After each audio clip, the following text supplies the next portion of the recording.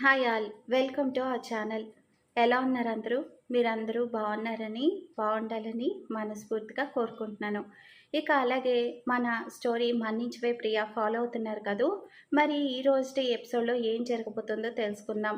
అసలు నందిని, అర్జున్‌ల జీవితంలో రాను రాను ఏం జరగబోతుంది? వాళ్ళిద్దరి ప్రేమని మరి పెద్దలు ఎలా యాక్సెప్ట్ చేసి పెళ్లి చేస్తారు? అలాగే అర్జున్ గతం తెలిసినప్పుడు నందిని ఎలా రియాక్ట్ అవుతుంది అని కూడా తెలుసుకుందాం. అర్జున్ గతంలోని ఒక వ్యక్తితో ప్రస్తుతం కౌశిక్ జీవితానికి ముడిపడి ఉంటుంది. అది ఎలా అనేదని కూడా మీరు రెగ్యులర్‌గా ఫాలో అయితే తెలుస్తుంది. ఇక ప్రస్తుతం మనం 'మన్నించవే ప్రియ' 12వ ఎపిసోడ్‌లోకి వెళ్దాం. సాయంత్రం వేళ పార్క్‌లోని ఒక పెద్ద చెట్టు నీడలో రియా ఒంటరిగా నిలబడి ఉంది. తన చుట్టూ ఉన్న వాతావరణం ప్రశాంతంగా ఉన్నా రియా మనసంతా ఎన్నో ఆలోచనలతో అల్లకల్లోలంగా ఉంది.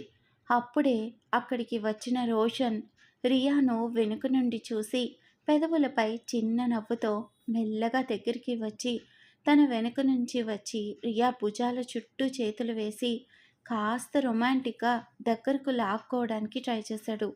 హే రియా, చాలాసేపటి నుండి వెయిట్ చేస్తున్నావా? ఐఎమ్ సో సారీ హనీ అంటూ తన బుగ్గ మీద ముద్దు పెట్టుకోపోయాడు రోషన్. కానీ రియా వెంటనే అతని పట్టు నుండి తప్పించుకొని కాస్త దూరంగా జరిగిన తన ఫేస్లో ఎక్కడ లేని టెన్షన్, తీవ్రమైన బాధ స్పష్టంగా కనిపించడం చూసి రోషన్ ఒక్కసారిగా ఆశ్చర్యపోయాడు. తను ఎప్పుడూ లేనిది ఇలా దూరంగా జరగడం చూసి అతని మనసులో టెన్షన్ మొదలవగా, హే, ఏమైంది Riya? Why are you behaving like this? మైండ్లో ఏం రన్ అవుతోంది అని రోషన్ చాలా ఆందోళనగా అడిగాడు. రియా కళ్ళలో నీళ్లు తిరుగుతుండగా, రోషన్, మా అన్నయ్య కౌశిక్ మ్యారేజ్ పోస్ట్పోన్ అయింది అంది చాలా నీరసంగా. ఆ మాట వినగానే అప్పటి వరకు ఎంతో హుషారుగా ఫన్గా ఉన్న రోషన్ ఫేస్లో ఎక్స్ప్రెషన్స్ ఒక్కసారిగా మారిపోయాయి. కళ్ళు పెద్దవి చేస్తూ షాక్లో, వాట్, కౌశిక్ మ్యారేజ్ పోస్ట్పోన్ అవడం ఏంటి? అసలు ఏమైంది రియా? అంత పర్ఫెక్ట్గా అయిపోయింది అన్నారు కదా, సడన్గా అలా ఎందుకు జరిగింది అని రోషన్ చాలా కంగారుతో నిలదీస్తాడు. రియా దీర్ఘంగా నిట్టూరుస్తూ, ఏంటో రోషన్, జాతకాలు అస్సలు బాగలేవట. నానమైతే పెళ్ళిని ఆపేయాలన్నంత పనిచేసింది. లాస్ట్కి మా అన్నయ్య అందరినీ బలవంతంగా ఒప్పించి పెళ్ళి క్యాన్సిల్ అవ్వకుండా జస్ట్ పోస్ట్పోన్ మాత్రమే అయ్యేలా చూశాడు. కానీ పంతులు గారేమో ఇప్పట్లో అసలు మంచి ముహూర్తాలే లేవని తేల్చి చెప్పారు. అసలు ఎప్పుడు ముహూర్తం కుదురుతుందో కూడా తెలీదు, ఈ పెళ్ళి ఎప్పుడు జరుగుతుందో కూడా తెలీదు అని బెంచ్ మీద కూర్చుంటూ డిప్రెసివ్గా చెప్పింది. అదంతా విన్న రోషన్ కాసేపు సైలెంట్ అయిపోయాడు. తన మైండ్లో రకరకాల టెన్షన్స్ మొదలయ్యాయి. తల పట్టుకొని రియా పక్కనే కూర్చుండిపోయాడు. రియా, ఇప్పుడు మన పరిస్థితి ఏంటి మరి? మీ అన్నయ్య పెళ్ళి కాగానే మన ప్రేమ గురించి మీ మమ్మీ వాళ్ళతో మాట్లాడతానని చెప్పావు కదా, ఇప్పుడు ఈ సిచ్యువేషన్ వచ్చింది. అసలు మన ఫ్యూచర్ ప్లాన్ ఏంటి? ఇంకా ఎంతకాలం ఇలా వెయిట్ చేయాలి అని అడిగాడు రోషన్ బాధతో. రియా రోషన్ వైపు చూసి ఏమీ మాట్లాడలేక అతని చేతిని తన చేతిలోకి తీసుకొని కన్నీళ్లతో సైలెంట్గా ఉండిపోయింది. రోషన్ కూడా ఏం చేయాలో తోచక పార్క్ వైపు శూన్యంగా చూస్తూ బాధగా ఆలోచనలో పడిపోయాడు. కౌశిక్ ఇంటి నుండి బయటపడ్డ సరిత వాళ్ళు తమ ఇంటి హాల్లో కూర్చున్నారు. చందు, సరిత, సత్యమూర్తి, సావిత్రమ్మ అందరూ ఒకరి ముఖాలొకరు చూసుకుంటూ ఊపిరి పీల్చుకున్నారు దీర్ఘంగా. అమ్మయ్యా, కౌశిక్ బాబు అంత గట్టిగా పట్టుబట్టే సరిపోయింది చందు అంటోంది సరిత. ఆ నానమ్మగారు పెళ్ళే వద్దనేసేంత పని చేశారు. మన అల్లుడి గుణం మంచిది కాబట్టి మన అమ్మాయి చేతిని వదల్లేదు. ఎలాగోలా ఒప్పించి పూజలకి ఒప్పుకునేలా చేశాడు అని ఊపిరి తీసుకుంది సరిత. సత్యమూర్తి కూడా తల పంకిస్తూ, అవునమ్మా సరిత, జాతకంలో దోషాలుండడం సాధారణమే. దానికి పరిహార పూజలు చేయిస్తే సరిపోతుంది. ఆ కౌశిక్ పట్టుదలే ఈరోజు ఈ పెళ్లిని నిలబెట్టింది అన్నాడు. ఇంతసేపు హాల్ మూలన నిశ్శబ్దంగా నిలబడి వీళ్ళ మాటలన్నీ వింటున్న నందిని సహనం నశించిపోయింది. తన మనసులో దాచుకున్న భయం, అసహ్యం, ఆవేదన ఒక్కసారిగా కోపంగా మారి బయటకు వచ్చాయి. నందిని ముందుకు వచ్చి, నానా, అసలు మీ అందరికీ ఏమైనా పిచ్చి పట్టిందా? అక్కడ ఏం జరిగిందో మీకు కనిపిస్తుందా లేదా అని గట్టిగా అరిచింది. కూతురి నోటి వెంట సడన్గా అలాంటి మాట రాగానే చందు, సరిత షాక్ అయి లేచి నిలబడ్డారు. నందు, ఏంటా మాటలు? పెద్దవాళ్లతో మాట్లాడే పద్ధతి ఇదేనా అని చందు కంగారుగా వారించాడు. నందిని కళ్ళల్లో నీళ్లు సుడులు తిరుగుతుండగా, నేను పద్ధతిగానే మాట్లాడుతున్నాను నాన్నా. అక్కడ ఆవిడ కౌశిక్ నానమ్మ నా గురించి అంత ఘోరంగా మాట్లాడుతుంటే, నన్ను ఏదో అపశకునంలా చూస్తుంటే మీరంతా సైలెంట్గా చూస్తూ నిలబడిపోయారు. ఆ ఇంట్లో నన్ను మనిషిగా కూడా గౌరవించడం లేదు. అడుగడుగున నన్ను, నా జాతకాన్ని హేళన చేస్తూ ఆ సుమిత్రాదేవి అంత మాటలంటున్నా మీరింకా నన్ను ఆ ఇంటికే కోడలిగా పంపాలని ఎలా అనుకుంటున్నారు అని ఆవేదనతో నిలదీసింది. నందిని ఆగి ఒక్క క్షణం రొప్పుతూ తన తల్లిదండ్రుల వైపు చూస్తూ, నాకు ఈ పెళ్ళి వద్దు నాన్న. అసలు నాకు ఈ సంబంధమే వద్దు. పెళ్ళికి ముందే ఆ ఇంట్లో నా మీద అంత ద్వేషం, అంత అసహ్యం ఉంటే రేపు పెళ్ళై ఆ ఇంట్లోకి వెళ్ళాక నా లైఫ్ ఎలా ఉంటుందో మీకు అర్థం కావడం లేదా? ప్రతి దానికి నన్నే నిందిస్తూ నన్ను నరకంలోకి నెట్టేస్తారు. దయచేసి నన్ను అర్థం చేసుకోండి. ఈ పెళ్ళి ఆపేయండి అని నందిని చేతులు జోడించి ఏడుస్తూ వేడుకుంది. కూతురి నోటి నుండి ఈ పెళ్ళి వద్దు అనే మాట వినపడగానే చందు, సరితల ఇద్దరి గుండెల్లో గుబులు మొదలైంది. పరిస్థితి చేదాటిపోతుందనే కంగారుతో సరిత తట్టుకోలేకపోయింది. సరిత నందిని దగ్గరికి వచ్చి కోపంతో తన భుజాలు పట్టుకుని ఊపేస్తూ, నోరు మూయి నందిని, ఏంటి ఆ పేలుడు? ఏం మాట్లాడుతున్నావో నీకేమైనా స్పృహ ఉందా అని సరిత చీవాట్లు పెట్టడం స్టార్ట్ చేసింది. అసలు అంత మంచి సంబంధం, అంతగా నిన్ను ప్రాణంగా చూసుకునే అల్లుడు దొరకడమే మనం చేసుకున్న అదృష్టం. ఆయన అంత ప్రాణప్రదంగా నిన్ను ప్రేమిస్తూ వాళ్ళ నానమ్మను సైతం ఎదిరించి పెళ్ళికి ఒప్పిస్తుంటే మధ్యలో నువ్వేంటి ఇలా తింగరదానిలా మాట్లాడుతున్నావు? జాతకంలో దోషం ఉంటే పూజలు చేయిస్తారు తప్ప దానికే పెళ్ళి ఆపేస్తారా అని సరిత కసురుకుంది. నందిని కన్నీళ్లతో, అమ్మా, అది ప్రేమ కాదు, నన్ను కంట్రోల్ చేయాలనే అని చెప్పబోయింది. చోలాపిక అని చందు కూడా మధ్యలో కల్పించుకొని చాలా టెన్షన్తో అన్నాడు. నందు, ఇప్పటికే ఈ పెళ్లి చుట్టూ ఎన్నో సమస్యలు వచ్చాయి. సొసైటీలో మన పరువు, మన గౌరవం అంతా ఈ పెళ్లి మీదే ఆధారపడి ఉన్నాయి. కౌశిక్ లాంటి గొప్ప సంబంధాన్ని వదిలేసుకుంటే నీకు మళ్ళీ జీవితంలో అలాంటి జీవిత భాగస్వామి దొరకడు. సైలెంట్గా ఉండు. అనవసరమైన ఆలోచనలు మానేసి పెళ్ళికి రెడీ అవ్వు అని తెగేసి చెప్పేశాడు. తల్లిదండ్రుల మాటలకు, వాళ్ళ కళ్ళకు కప్పేసిన ఆ అల్లుడి మాయకి నందినికి ఏం చేయాలో తోచలేదు. తన బాధను, తన భయాన్ని కనీసం తన వాళ్ళు కూడా అర్థం చేసుకోవడం లేదని తెలుసుకున్న నందిని నోరు మూసుకొని తన రూంలోకి పరిగెత్తుకుని వెళ్ళి తలుపులేసుకుంది. నైట్ టైంలో మరొక వైపు కౌశిక్ తన లగ్జరీ కార్లో కూర్చొని సిగార్ వెలిగించి తన ఫ్రెండ్ విక్రాంత్కి కాల్ చేస్తాడు. ఫోన్ కనెక్ట్ అవ్వగానే విక్రాంత్ నవ్వుతూ, ఏంట్రా కౌశిక్, ఈ టైంలో కాల్ చేసావు? నీ పెళ్లి పనులతో ఫుల్ బిజీగా ఉంటావని అనుకున్నా అన్నాడు.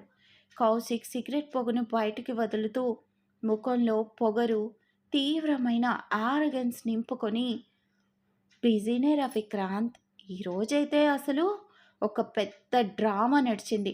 నానమ్మ జాతకాల పేరిట ఆ పెళ్ళి ఆపేయాలని చూసింది. ఆ పంతులుగాడేమో జాతకంలో పెద్ద దోషం ఉంది, నా ప్రాణాలకే ముప్పు, అది ఇది అని లెక్చర్లు ఇచ్చాడు. అంతే. అది విన్న విక్రాంత్ అవతల వైపు నుండి కంగారుగా, వాట్, పెళ్ళికి ముందే ఇన్ని గొడవలేంట్రా? మరి ఇప్పుడు సిచ్యువేషన్ ఏంటి? పెళ్ళి క్యాన్సిల్ అయిందా అని ఆశ్చర్యంగా అడిగాడు. కౌశిక్ గట్టిగా నవ్వుతూ, క్యాన్సిలా? నా డెసిషన్కి వ్యతిరేకంగా ఈ ప్రపంచంలో ఏది జరగదురా విక్రాంత్. కౌశిక్ అనుకుంటే అది జరిగి తీరాల్సిందే. నానమ్మ ఎంత అడ్డుపడినా, ఆ పంతులుగాడు ఎంత భయపెట్టినా, మై వర్డ్ ఈజ్ ఫైనల్. నా ఆరగెన్స్ ముందర, నా పట్టుదల ముందర ఈ ఇంట్లో ఒక్కడికి కూడా మాట్లాడే ధైర్యం లేదు. పూజలో హోమాలో ఏదో ఒకటి తగలేసి ఈ పెళ్ళి నేను అనుకున్నట్టే జరిపించి తీరాలని గట్టిగా చెప్పి అందరి నోళ్ళు మూయించేశాను అని విపరీతమైన యాటిట్యూడ్తో చెప్తాడు. విక్రాంత్ కాసేపు షాక్ అయ్యి, అరే కౌశిక్, నీ యాటిట్యూడ్ నాకు తెలుసు, కానీ ఆ అమ్మాయి జాతకంలో నీ ప్రాణాలకే ప్రమాదం అని చెప్తుంటే నువ్వు మరీ ఇంతగా తెగించడం అవసరమా అన్నాడు. కౌశిక్ గొంతులో గంభీరత, సైకోతనం మరింత పెరగడంతో, ప్రాణాల భయం అంటావా, త్రో దట్. నేను అనుకున్నది నా కాళ్ళ దగ్గరికి రాకపోతే నాకు నిద్ర పట్టదురా. ఆ నందిని ఏంట్రా నన్ను రిజెక్ట్ చేసేది? తను ఎంత పొగరు చూపిస్తే దాన్ని అంతగా తొక్కి పారేసి నా దారిలోకి తెచ్చుకుంటాను. ఆ పిల్లకు నా పవర్ ఏంటో, ఈ కౌశిక్ ఆట ఎలా ఉంటుందో త్వరలోనే చూపిస్తా. ఈ పెళ్ళి ఆపడం ఎవరి వల్ల కాదు, షీఈ్ మైన్, అంతే. కౌశిక్ కళ్ళలో ఉన్న ఆ ఆరగెన్స్, పొగరు చూస్తుంటే రాబోయే రోజుల్లో నందిని జీవితాన్ని ఎంత నరకంగా మార్చబోతున్నాడో అర్థమవుతోంది. కౌశిక్ మాటలు విన్న విక్రాంత్ చాలా షాక్ అవుతూ, కౌశిక్ మైండ్ సెట్ ఎంత డేంజరస్గా ఉందో తలుచుకొని తన గొంతులో టెన్షన్తో, అరే కౌశిక్, పిచ్చిగా మాట్లాడకురా. What is this arrogance? ఆ అమ్మాయి నీ కాబోయే భార్యరా. నువ్వు తనతో ఎంత ప్రేమగా, రెస్పెక్ట్ఫుల్గా ఉంటే మీ మ్యారీడ్ లైఫ్ అంత బాగుంటుంది. కానీ నువ్వు తన గురించి ఇంత దారుణంగా ఒక వస్తువులా మాట్లాడుతున్నావేంటి అని హితోపదేశం చేయడానికి ట్రై చేస్తాడు విక్రాంత్. కౌశిక్ సిగరెట్ పొగను బయటికి వదులుతూ క్రూయల్గా నవ్వుతూ, భార్య కాబట్టేరా తనని పూర్తిగా నా కంట్రోల్లో, నా గుప్పెట్లో ఉంచుకోవాలని అనుకుంటున్నాను. లవ్, రెస్పెక్ట్ అని సొల్లు లెక్చర్లు దంచకు. ఇదంతా నీలాంటి వీక్ గాళ్ళకి అర్థం కాదులే. అయినా ఇప్పుడు నా ప్రాబ్లం అది కాదు. పెళ్ళికి దగ్గరలో అసలు మంచి ముహూర్తాలే లేవని పంతులుగాడు పెద్ద సుత్తి చెప్పాడు. దాదాపు 6 నెలలు దాటితే తప్ప మా ఇద్దరి జాతకాలకి సెట్ అయ్యే ముహూర్తం దొరకదంట అని చిరాగ్గా అన్నాడు కౌశిక్. విక్రాంత్ సైలెంట్గా వింటుంటే కౌశిక్ తన అసలు ప్లాన్ బయటపెట్టాడు. ఈ 6 నెలలు ఆ నందినిని ఎలా నా కంట్రోల్లో పెట్టుకోవాలి అనేదే నా ప్రైమరీ ఆలోచన. నేను గీసిన గీత దాటి తను ఒక్క అడుగు కూడా బయట పెట్టకూడదు. నా గుప్పెట్లో ఒక బొమ్మలా పడి ఉండాలి. దానికోసం ఏం చేయాలో నాకే బాగా తెలుసు అని సైకోతనంతో చెప్పాడు కౌశిక్. విక్రాంత్ తల పట్టుకొని, చాలా దారుణంగా మాట్లాడుతున్నావు కౌశిక్. ఒక్కసారి కామ్గా ఆలోచించు. నువ్వు తను కోరుకునేలా ప్రేమగా ఉండి చూడు. ఆటోమేటిక్గా తనకి నీ మీద రెస్పెక్ట్, లవ్ పెరుగుతాయి. కానీ నువ్వు కనుక ఇలాగే డామినేట్ చేస్తూ పొగరుగా బిహేవ్ చేస్తే నీ మీద ఉన్న కాస్తో కూస్తో గౌరవం కూడా పోయి తీవ్రమైన ద్వేషం, కోపం పెరిగిపోయే ఛాన్సెస్ ఉన్నాయి. ఫ్రెండ్గా చెప్తున్నాను, నా మాట విను అని నచ్చ చెప్పే ప్రయత్నం చేశాడు. కౌశిక్ మూకల్లో అసహ్యంతో, చాలేరా నీ క్లాసులు, హితోపదేశాలు నాకు అస్సలు అవసరం లేదు. నాతో లైఫ్ లాంగ్ ఉండాల్సిన దాంతో ఎలా మెదలాలో, దాన్ని నా కాళ్ళ దగ్గర ఎలా ఉంచుకోవాలో నాకు బాగా తెలుసు. ఇక నీ లెక్చర్లో ఆపు అని యాటిట్యూడ్తో చెప్పి ఫోన్ కట్ చేసేశాడు కౌశిక్. మరొక వైపు విజయేంద్ర వర్మ తన బెడ్రూమ్లో కూర్చొని ఆఫీస్ ఫైల్స్ చూస్తూ చాలా సీరియస్గా వర్క్ చేసుకుంటున్నాడు. అప్పుడే వసుధ మెల్లగా గదిలోకి అడుగుపెట్టింది. విజయేంద్రతో ఏ విషయం మాట్లాడాలన్నా కూడా వసుధకి మొదటి నుంచి కాస్త భయంగానే ఉంటుంది. కానీ ఇది తన కొడుకు జీవితానికి, రాబోయే ఒక అమ్మాయి భవిష్యత్తుకి సంబంధించిన విషయం కాబట్టి ఎంతో ధైర్యం తెచ్చుకొని అతని పక్కన వచ్చి కూర్చొని, ఏమండి, మీతో ఒక ఇంపార్టెంట్ విషయం మాట్లాడాలి అంది వసుధ చాలా గొంతు తగ్గించి తడబడుతూ. విజయేంద్ర ఫైల్స్ నుండి కళ్ళు తిప్పకుండానే చిరాగ్గా, ఏంటి ఇప్పుడేం వచ్చింది, చూస్తున్నావు కదా నేను బిజీగా ఉన్నానని అని ఒక్కసారిగా కసురుకున్నాడు. వసుధ తన ఆందోళనను దాచుకోలేక, అది కాదండి, మొదట అత్తయ్యగారు జాతకాలు అన్నీ పర్ఫెక్ట్గా చూసాకే కదా ఎంగేజ్మెంట్ జరిపించారు. మళ్ళీ ఇప్పుడు కొత్తగా జాతకాలు చూపించడం ఏంటండి? 10 మంది ముందు పాపం ఆ అమ్మాయిని, వాళ్ళ ఫ్యామిలీని అంతగా అవమానించడం నాకు అస్సలు నచ్చలేదు అంది బాధగా. విజయేంద్ర ఆ మాట వినగానే ఫైల్ దడేల్మని టేబుల్ మీద పడేసి వసుధ వైపు అసహ్యంతో చూస్తూ తన కళ్ళతో ఆడవాళ్ళంటే చెప్పలేనంత చులకన భావం చూపిస్తుంటే, హే వసుధ, నీ హద్దుల్లో నువ్వుంటే మంచిది. నీ తెలివితేటలు, నీ సలహాలు నాకు చెప్పాల్సిన అవసరం లేదు. ఇంట్లో ఆడవాళ్ళు ఏం చేయాలో, ఎలా ఉండాలో మా అమ్మకు బాగా తెలుసు. నువ్వు నాకు లెక్చర్లు దంచాల్సిన పనిలేదు అని చాలా యాటిట్యూడ్తో అన్నాడు విజయేంద్ర. వసుధ కళ్ళలో నీళ్లు తిరుగుతుంటే, కానీ ఏమండి, ఆ అమ్మాయి తప్పే ఉంది ఇందులో అని అడగబోయింది. ఆపుతావా ఇక? విజయేంద్ర గొంతులో గంభీరత, దౌర్జన్యం పెరిగాయి. ఆ అమ్మాయి ఇప్పటి నుంచే ఈ ఇంట్లోని పద్ధతులేంటో, అందరితో ఎలా ఉండాలో నేర్చుకోవాలి. ముఖ్యంగా మా అమ్మతో ఎలా మెదలాలో, ఆమె మాటకు ఎదురు చెప్పకుండా ఎలా బ్రతకాలో ఈరోజు జరిగిన గొడవతో ఆ పిల్లకు పర్ఫెక్ట్గా అర్థమై ఉంటుంది. నువ్వు ఇలాంటి చెత్త ప్రశ్నలు నన్ను అడిగి నా ఇంపార్టెంట్ టైంని వేస్ట్ చేయకు. గెట్ అవుట్ ఫ్రమ్ హియర్ అని ఈసడించుకున్నట్లు మాట్లాడి మళ్ళీ ఫైల్ తిరగటం స్టార్ట్ చేశాడు. భర్త ఎప్పుడు మాట్లాడినా ఇలా హేళన చేస్తూ తీసిపారేసినట్టు మాట్లాడటం వసుధకి మొదటి నుంచి అలవాటే. కానీ ఈరోజు తన కొడుకు కౌశిక్ కూడా సేమ్ తన తండ్రిలాగే తయారయ్యాడని, రేపు రాబోయే ఆ అమాయకురాలైన నందిని కూడా తనలాగే ఈ ఇంట్లో నలిగిపోబోతోందని తలుచుకుంటేనే వసుధ గుండె పగిలిపోయినంత పనైంది. నోటి నుండి ఒక్క మాట కూడా రాక కన్నీళ్లు నిశ్శబ్దంగా రాలుస్తుంటే తన కొడుకు భర్తల రాక్షసత్వాన్ని తలుచుకొని వసుధ లోపల నరకం అనుభవించింది.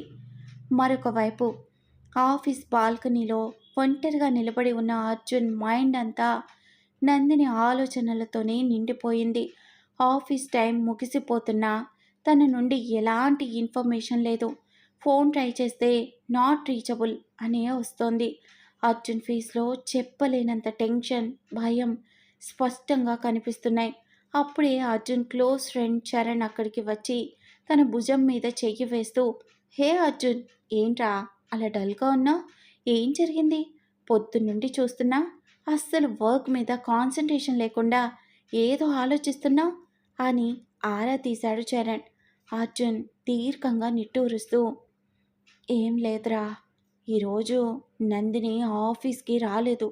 తన గురించి ఆలోచిస్తుంటేనే నాకు చాలా టెన్షన్గా ఉంది అంటూ నిన్న రాత్రి జరిగిన ఫోన్ సంభాషణ, కౌశిక్ బిహేవియర్ గురించి జరిగినదంతా చరణ్కు చెప్పాడు. అంతా విన్నాక చరణ్ పెద్ద ఆశ్చర్యంతో, వాట్, అదేంట్రా, అంత వేస్ట్ గాడితో ఆ అమ్మాయి పెళ్ళికి ఎందుకు ఒప్పుకుంది అసలు? పర్సనల్ స్పేస్ లేకుండా అంతగా డామినేట్ చేసేవాడితో లైఫ్ అంటే నరకమే కదా అన్నాడు. ఏమోరా, నాకు అదే తెలియడం లేదు. బహుశా ఫ్యామిలీ ప్రెషర్ ఏమైనా ఉందేమో. అసలు తన గురించి తలుచుకుంటేనే నాకు భయంగా ఉంది. ఈరోజు తన నుంచి ఒక్క కాల్ కానీ మెసేజ్ కానీ లేదు. నేను ఎన్నిసార్లు తనకి ట్రై చేసినా ఫోన్ నాట్ రీచబుల్ అనే వస్తోంది. తనకేమైనా అయ్యిందా అని గుండె ఆగిపోతున్నంత పనవుతోందిరా అంటూ అర్జున్ తన మనసులోని ఆరాటాన్ని, భయాన్ని బయటపెట్టాడు. చరణ్ అర్జున్ కాన్ఫిడెన్స్ను పెంచడానికి ట్రై చేస్తూ, ఇట్స్ ఓకేరా, కూల్.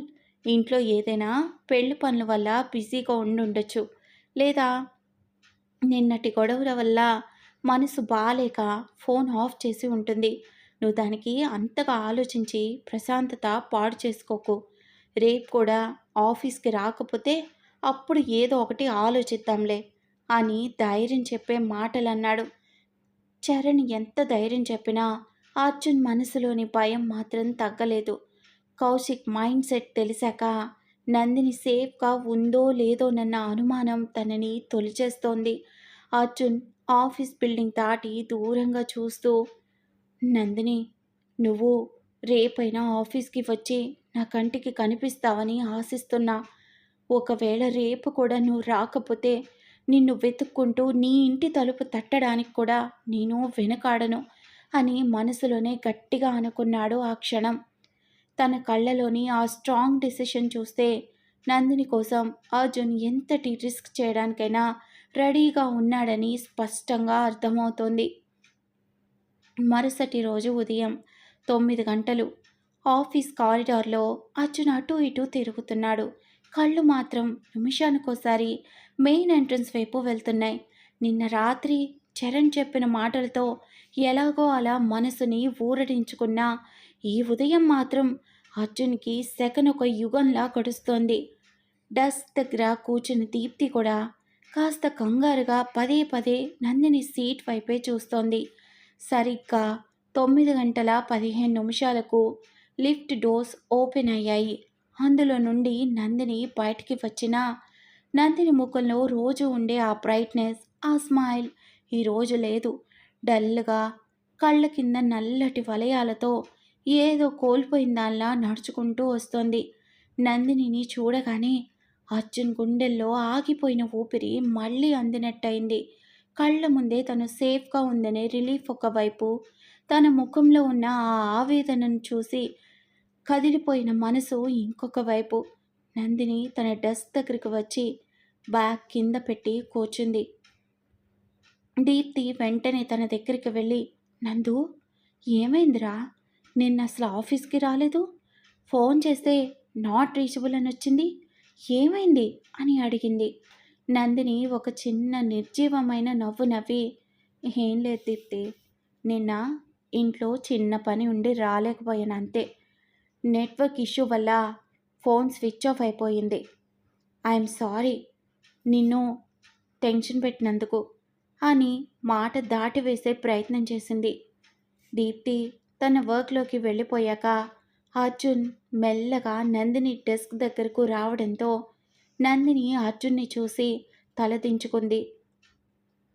అతని కళ్ళలోకి చూసే ధైర్యం తనకి లేనట్లుగా ఫైల్స్ సర్దుకోవడం స్టార్ట్ చేసింది నందిని. నందిని, అర్జున్ గొంతులో విపరీతమైన ఆరాటం, ప్రేమ, ఆందోళన కలగలిసి వచ్చాయి.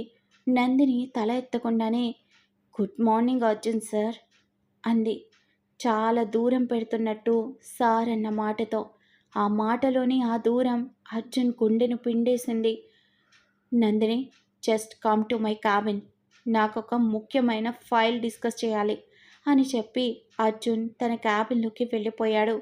నందిని కాసేపు నిట్టూర్చి అర్జున్ క్యాబిన్ డోర్ నాక్ చేసి లోపలికి వెళ్ళింది. డోర్ క్లోజ్ అవ్వగానే అర్జున్ నందినికి ఎదురుగా వచ్చి నిలబడి, ఏమైంది నందిని, నిన్న ఏం జరిగింది, నిజం చెప్పు. అర్జున్ గొంతులో కమాండింగ్తో పాటు అంతులేని ఆందోళన ఉప్పొంగుతోంది. నందిని తల ఎత్తి అర్జున్ వైపు చూసింది. తన కళ్ళలో కనిపిస్తున్న ఆరాటం చూసి తనలో దాచుకున్న బాధ కట్టలు తెంచుకుంది. కానీ తన హద్దులు, తన కుటుంబ పరువు, కౌశిక్ రాక్షసత్వం గుర్తొచ్చి వెంటనే ఆ ఎమోషన్ని అణిచేసుకుంది. ఇక రానున్న ఎపిసోడ్స్లో మరి నందిని అర్జున్కి ఏం జరిగిందో అసలు నిజం చెప్పబోతుందా అనేది తెలుసుకుందాం. ఇక ఈ ఎపిసోడ్ కనుక నచ్చితే తప్పకుండా లైక్ చేసి సబ్స్క్రైబ్ చేసుకోండి.